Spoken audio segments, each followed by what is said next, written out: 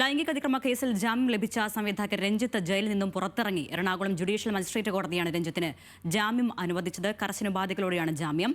വിശദാംശങ്ങളുമായി അബ്ദുൾ റഹീമുണ്ട്. അബ്ദുൾ, വിവരങ്ങൾ എങ്ങനെയാണ്? എന്തൊക്കെയാണ് കർശന ജാമ്യ ഉപാധികൾ?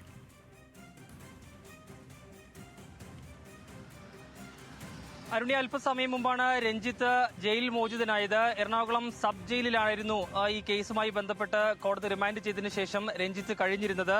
കോടതിയിൽ നിന്ന് കർശന ഉപാധികളോട് തന്നെയാണ് രഞ്ജിത്തിന് ഇന്ന് ജാമ്യം അനുവദിച്ചിട്ടുള്ളത്. പ്രത്യേകിച്ചും രഞ്ജിത്തിന്റെ ആരോഗ്യനില കോടതി പരിഗണിച്ചിട്ടുണ്ട്. അതിന്റെ അടിസ്ഥാനത്തിലാണ് ഇന്ന് ജാമ്യം നൽകിയിട്ടുള്ളത്.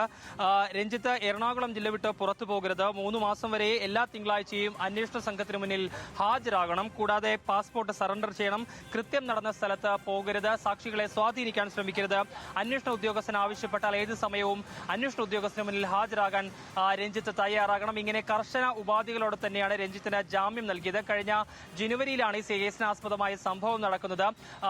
സിനിമാ സെറ്റിൽ വെച്ച് പെൺകുട്ടിയെ കാരവാനിലേക്ക് വിളിച്ചു വരുത്തുകയും ലൈംഗിക അതിക്രമം നടത്തുകയുമായിരുന്നു എന്നുള്ളതാണ് രഞ്ജിത്തിനെതിരെയുള്ള പരാതി. പെൺകുട്ടിയുടെ മൊഴി രേഖപ്പെടുത്തിയ ശേഷം വളരെ നാടകീയമായിട്ടാണ് രഞ്ജിത്തിനെ ഇടുക്കിയിൽ വെച്ച് പോലീസ് അറസ്റ്റ് ചെയ്യുന്നത്, കസ്റ്റഡിയിൽ എടുക്കുന്നത്. അവിടെ നിന്ന് തൊടുപുഴയിലേക്ക് എത്തിച്ച് തൊടുപുഴയിൽ അവിടെ നിന്ന് പിന്നീട് എറണാകുളത്തേക്ക് എത്തിക്കുകയായിരുന്നു.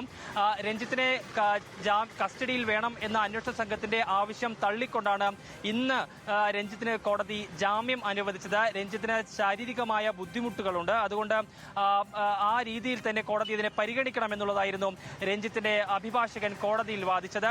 എന്നാൽ രഞ്ജിത്ത് ഡോക്ടർമാർ നിർദ്ദേശിച്ച മരുന്നുകൾ പോലും കഴിക്കാൻ കൂട്ടാക്കുന്നില്ല എന്നുള്ളതായിരുന്നു പ്രോസിക്യൂഷൻ കോടതിയെ അറിയിച്ചത്. എന്നാൽ ആ വാദം കോടതി അംഗീകരിച്ചിരുന്നില്ല.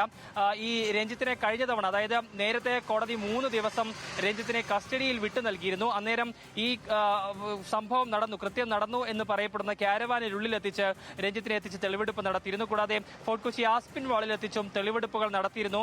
3 ദിവസം കസ്റ്റഡിയിൽ നൽകിയിരുന്നെങ്കിലും 2 ദിവസം കൊണ്ട് തന്നെ ഇത്തരത്തിൽ രഞ്ജിത്തിനെ സംഭവ സ്ഥലങ്ങളിൽ എത്തിച്ച് തെളിവെടുപ്പ് നടത്തിക്കൊണ്ട് ആരോഗ്യസ്ഥിതി മോശമായതിനാൽ തിരികെ വീണ്ടും കോടതിയിലേക്ക് അയക്കുകയായിരുന്നു. ഏതായാലും രഞ്ജിത്തിനെ കസ്റ്റഡിയിൽ വേണം എന്ന ആവശ്യം, കൂടുതൽ തെളിവുകൾ ശേഖരിക്കാനുണ്ടെന്ന പ്രോസിക്യൂഷന്റെ ആവശ്യം കോടതി ലൈംഗിക അതിക്രമ കേസിൽ ജാമ്യം ലഭിച്ച സംവിധായകൻ രഞ്ജിത്ത് ജയിലിന് പുറത്തിറങ്ങിയിരിക്കുന്നു. Ernakulam judicial first class magistrate കോടതിയാണ് ജാമ്യം നൽകിയത്. വിവരങ്ങൾ നൽകിയത് അബ്ദുൾ റഹീമാണ്.